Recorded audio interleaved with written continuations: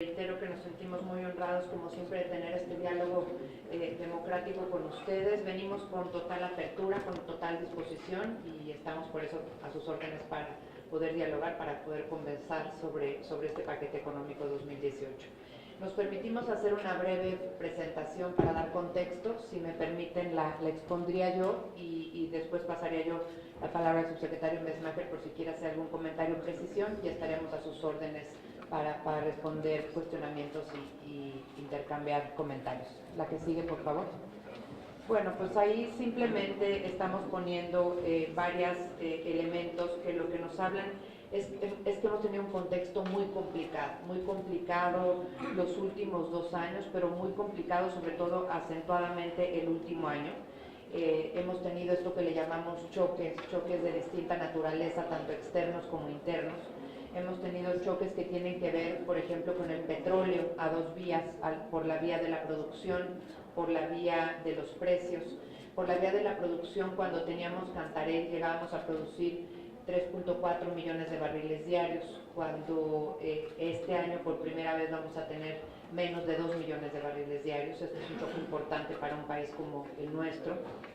El precio del petróleo, comenzamos el año pasado con precios debajo de los $20 por barril, y bueno, esto evidentemente después de haber tenido años, hace 4 años, de $100 por barril, también es un choque significativo. Por eso hablamos de que este choque ha sido a 2 vías, tanto precio como producción, y vamos a ir viendo en el desarrollo de la presentación cómo es que hemos podido superar esto, no obstante el impacto tan fuerte sobre nuestras finanzas públicas. Y básicamente en este caso la respuesta es la reforma fiscal, que ha permitido suplir los ingresos que de otra manera hubieran sido petroleros por ingresos tributarios que, por cierto, tienen naturaleza más estable. Producción manufacturera en Estados Unidos ha disminuido de manera significativa. El año pasado tuvimos 0.2%, la industrial menos 1.2%, siendo que es el principal demandante de las exportaciones mexicanas. Y también a nivel global tuvimos un menor crecimiento de las principales economías del mundo frente al esperado. Tuvimos, por ejemplo, Alemania creciendo a 1.9%, el Reino Unido creciendo 1.8%, Estados Unidos y Canadá 1.5%, Francia 1.2%, Japón 1%, y esto pues evidentemente hace que no exista la demanda externa que había existido otros años y que desde luego detona exportaciones y detona crecimiento. Tenemos también el comercio internacional con niveles inferiores a lo esperado. Tuvimos un comercio internacional que representa 3.8% como variación anual, y reitero, el crecimiento global año con año ha estado por debajo de las expectativas. La expectativa originalmente era de 3.6% el año pasado y el observado fue 3.2%. Entonces, esto un poco para poner en contexto que nos hemos movido en una dinámica internacional que no ha sido la más favorable, que ha afectado al resto de las economías. Tuvimos, por ejemplo, América Latina creciendo el año pasado a menos 1.2%, mientras que México creció 2.3% el año pasado y 3% el segundo trimestre de este año. La que sigue, por favor. Bueno, este es otro elemento para mostrar que frente a este contexto externo bastante complicado, hemos tenido un buen desempeño que reflejan 30 trimestres consecutivos de crecimiento. Decía yo que el segundo trimestre de este año tuvimos un crecimiento del 3%, y aquí un poco lo que mostramos es cómo se comporta el producto petrolero y el producto no petrolero. Es decir, que si nosotros descontáramos el no petrolero, estaríamos creciendo a tasas más cercanas al 4%, y bueno, lo hemos estado haciendo de manera sostenida, reitero, de manera con una economía fuerte, con una economía resiliente, con una economía resistente, no obstante el contexto internacional tan difícil que hemos enfrentado, no solo México, sino los países del mundo. La que sigue, por favor. Bueno, aquí hablando también hemos tenido siempre, yo recuerdo hace tiempo que se hablaba de que México necesitaba tener un crecimiento más balanceado, que necesitamos tener más demanda interna y balancearla más con la demanda externa. Bueno, pues esto ya está siendo una realidad en México gracias a las reformas estructurales. El mercado interno cada vez empieza a ser un motor mayor de crecimiento. Aquí algunos datos positivos, pues empleos formales, ya 3 millones en la administración, que han sido los empleos mayores que se hayan creado históricamente en 6 años. El crédito de la banca comercial también como producto de mayor competencia, resultado de la reforma financiera, creciendo 6.2% agosto de este año. El consumo privado creciendo 3.3%, la producción automotriz también en máximos históricos. Y acabamos de tener el dato ayer del Índice General de Actividad Económica del IGAE, que tuvo un crecimiento de 2.2% anualizado y 2.2% desestacionalizado, 2.3% anual. En el sector externo, la producción industrial de Estados Unidos, frente a lo que yo les comentaba que el año pasado tuvo un decrecimiento de menos 1.2%, ahora viene con una recuperación muy importante, lo que implica mayor demanda a nuestras exportaciones. Las exportaciones no petroleras también creciendo de manera significativa, como parte de la reactivación económica mundial, una reactivación además más sincronizada. Y por el otro lado, la inversión extranjera directa también creciendo a tasas de 8.8%, que es la misma tasa de crecimiento de las remesas. La que sigue, por favor. Aquí una parte muy de destacarse es, y lo hemos señalado en ocasiones anteriores también, cuando estuvo compareciendo en la glosa, el secretario Mill lo destacó de manera significativa. El balance fiscal para 2018, cuando uno compara a México con América Latina, con las principales economías emergentes, va viendo uno que México sí está cumpliendo con el compromiso de consolidación fiscal, que México sí está cumpliendo con las expectativas, por ejemplo, de superávit primario este año, superávit primario el siguiente año, en el 2018, y que a diferencia de las economías reitero, de América Latina y del G20, estamos recuperando espacio fiscal.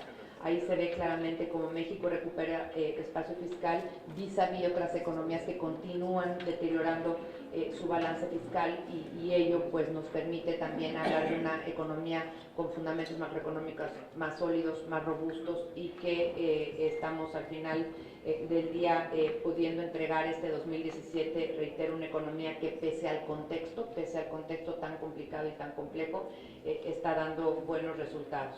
La que sigue, por favor. Bueno, en esta estamos hablando de las expectativas de crecimiento de la economía mexicana. Alrededor de 20 analistas distintos han ya incrementado su expectativa de crecimiento en este 2017. El rango va entre 2 y 2.6%. Algunos ya lo han comenzado a hacer también para 2018.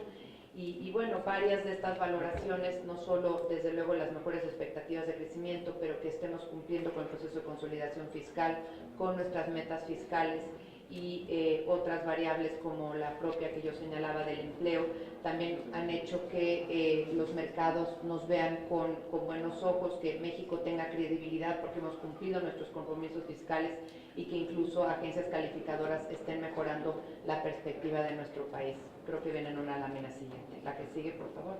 Justo lo que yo les comentaba. Aquí hay un histórico del incremento de la calificación que tuvimos por parte de las agencias calificadoras. En algún momento tuvimos bajas de perspectivas cuando los choques empezaron a acentuarse, particularmente derivado de la volatilidad que resultó del proceso electoral en Estados Unidos, y después, ya una vez materializada la elección, del tipo de expectativas que habían de las políticas que habría de instrumentar el nuevo gobierno de Estados Unidos. Tuvimos ahí estas bajas de perspectiva, y ahora con este anclaje que hemos tenido de, reitero, indicadores macroeconómicos sólidos, de una buena perspectiva en la parte del inicio de negociaciones del Tratado de Libre Comercio, 3 agencias han decidido a la fecha mejorar la perspectiva de nuestro país y ponerla en estable, lo cual implica, si uno lee los textos de estas calificadoras cuando justifican su mejora en la perspectiva, lo que hagan es que tienen la expectativa de que México va a continuar creciendo y que México va a tener buenos resultados en los siguientes 12 a 24 meses. La que sigue, por favor. Bueno, pues aquí simplemente reiterar que hemos estado cumpliendo con el proceso de consolidación fiscal, con nuestras metas fiscales. El déficit que originalmente se había planteado, por ejemplo, en 2016 era de 3.5%, después se mejoró a 3% y al final del día lo acabamos más que mejorando con el resultado observado, que fue de 2.8%. Aquí los requerimientos financieros del sector público, la clara disminución. Y aquí muy importante, los llamo a que puedan ver los dos distintos colores de verdes, porque uno habla del desempeño sin el remanente de operaciones de Banco de México y el desempeño con el remanente de operaciones de Banco de México. Aquí lo que quisimos dejar claro es que nosotros cumplimos con las metas sin el remanente de operaciones de Banco de México, pero las vamos a mejorar con el remanente de operaciones utilizándolo tal cual está planteado en la ley, de 70% para mejorar nuestra deuda, nuestro perfil de deuda, y hemos estado haciendo operaciones en ese sentido, y por el otro lado 30% para fortalecer los fondos de estabilización, y a ese destino se han ido esos recursos. La que sigue, por favor. Bueno, reiterar que este paquete tiene tres principios básicos. Uno, que es la consolidación fiscal, que he venido mostrando en la presentación que les he realizado. El acuerdo de certidumbre tributario, sobre el cual hablará más bien el doctor Mesmacher, y este gasto con sensibilidad social que se apoya en preservar los programas de padrón, en preservar los programas que Coneval determina como los más significativos para la reducción de la pobreza, y en el aseguramiento que ningún programa de padrón va a dejar de mantenerse para el año 2018. Aquí mucho de lo que se está haciendo y viniendo también de Cedesol, me permito hacer el comentario, una consolidación de padrones muy importante que no se tenía antes. Por primera vez vamos a tener padrones consolidados de los programas de desarrollo social, que creo que es un avance muy importante como país, y esto lo que permite es eliminar duplicidades, hacer más eficientes el uso de los recursos, entre muchas otras cosas. La que sigue, por favor.